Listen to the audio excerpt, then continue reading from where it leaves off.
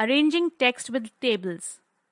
If you need to include structured text in your document, then using a table is the easiest way to make sure that it will remain neatly formatted even when you edit it. Creating a table. Click the Table button on the Insert tab of the ribbon. Drag the mouse along the grid that appears, highlighting the number of rows and columns for the table. Release the mouse button to insert the table.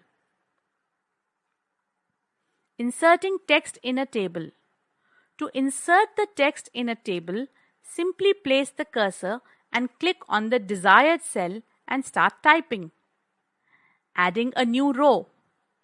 Place the cursor in any cell on the row you want to be adjacent to.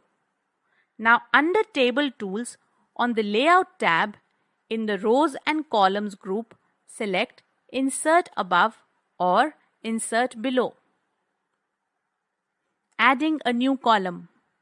Place the cursor in any cell on the column you want to be adjacent to.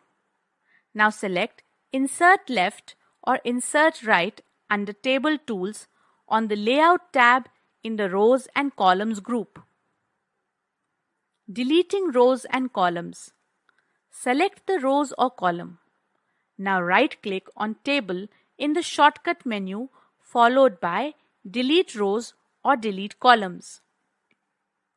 The row or column is deleted and those above and below or right and left respectively are closed up to fill the space.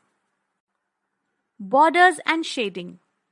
A table can be made more presentable by giving borders and shading with a combination of colors. These options can be easily applied by using the Borders and Shading feature. The Borders and Shading toolbar allows you to add border styles, shading, text effects, alignment, and many more options to your table.